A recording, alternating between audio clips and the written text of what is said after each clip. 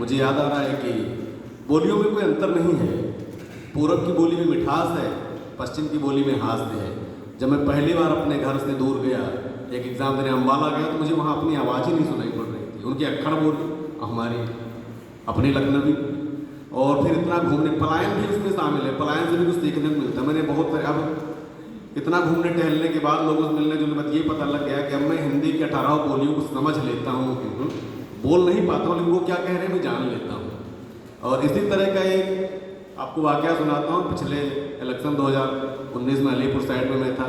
जो पश्चिम वाले थोड़ा मन में अपने छोप रखते हैं, भाषा अक्खड़ अक्खड़ नहीं मस्त है, तो उधर कुछ लोग खड़े थे, तो मैंने उनको देखा, आकर मैंने ऐसे कर लिया। तो बोले भाई कहाँ से? मैंने कहा रामचंद्र लेन से। तो बोले पाछे से कहाँ? तो मैंने कहा बहराइच से। तो बोले क्या नाम है? तो मैंने बताया।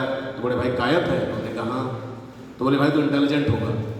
तो मैंने कहा इंटेलिजेंट से का कुछ परिचय भी देना पड़ेगा।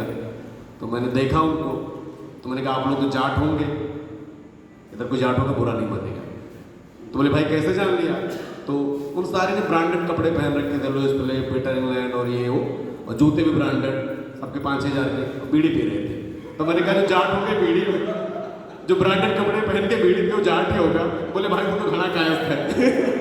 तो डिसिप्लिन की मैं बात करूँ तो मैंने अब तक 5 स्कूलों में नौकरी की, और अपने गांव में भी स्कूल चलाया, और दिल्ली के बहुत सारे स्कूलों में मेरा आना जाना हुआ।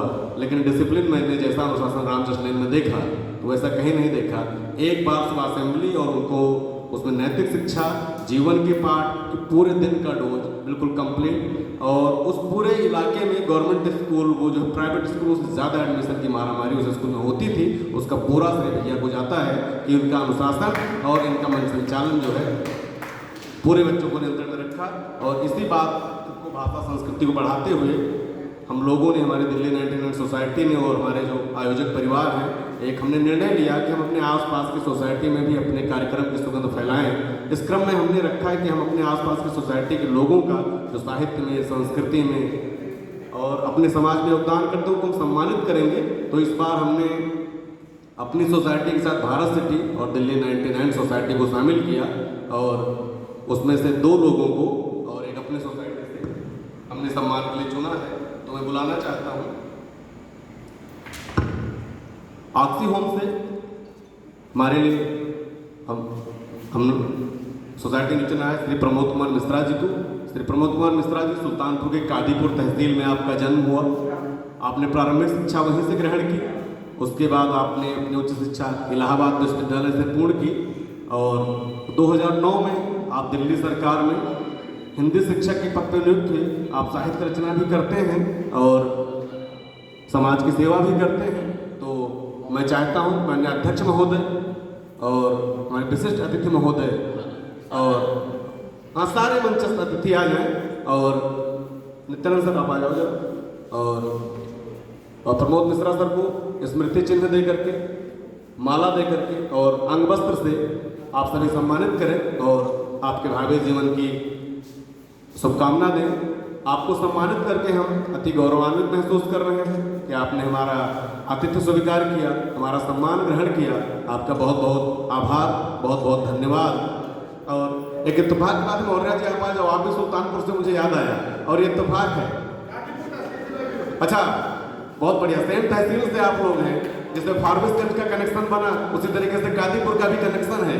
तो बहुत ही अच्छी बात है कि ये इत्तेफाकन है, लेकिन हमने अलग अलग लोगों को अलग अलग क्षेत्र से, भारत सरकार के, दिल्ली सरकार के, यूपी सरकार के और दूसरे विषय के लोगों को आमंत्रित किया, लेकिन मंच पे आके सब एक हो गए और सब आपस में एक दूसरे को परिचित हैं। तो ये भाषा का गुण है, आत्मीयता का गुण है, अपनेपन का है, और ऐसे एहसासों में हम कहते हैं कि दुनिया गोल है और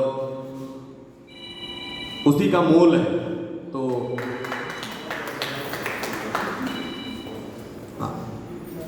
इसी सम्मान के क्रम में हमने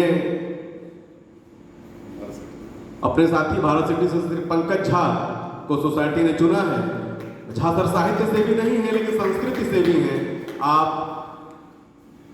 आपका जन्म पश्चिमी चंपारण बेतिया में हुआ। आपने वहाँ से प्रारंभिक शिक्षा ग्रहण की, उसके बाद आप तैयारी के सिलसिले में दिल्ली आ गए, और दिल्ली आने के बाद तैयारी की, और आप प्राथमिक शिक्षक के रूप में पोखरण पोखरण वो धरती आपको याद होगी जहां हमने परमाणु परीक्षण किए, तो वहां विस्फोट करने के बाद आप दिल्ली में आए और दिल्ली सरकार में शिक्षक नियुक्त हुए और आपकी विशेषता है कि आप धर्म जागरण में, सांस्कृतिक क्षेत्र में अपना पूरा योगदान देते हैं।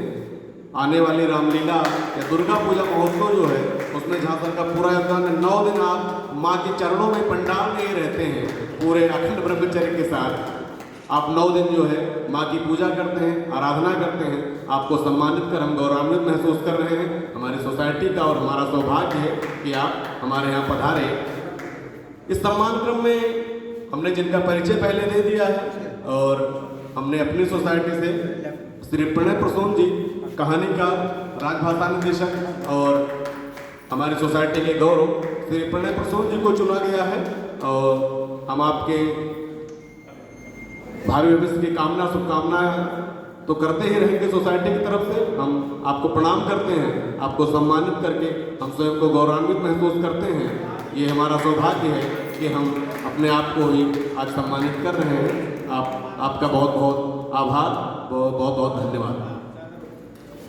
और श्रोता हमारे थोड़े कम हो गए, लेकिन अभी जो कार्यक्रम हमारा चल रहा था वो हिंदी विमर्श का और सम्मान समारोह का था।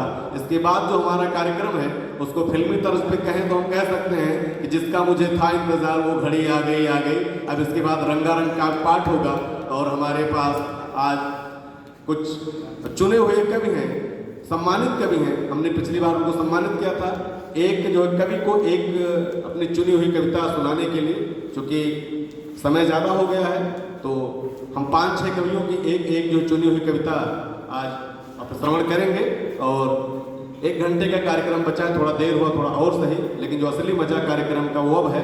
और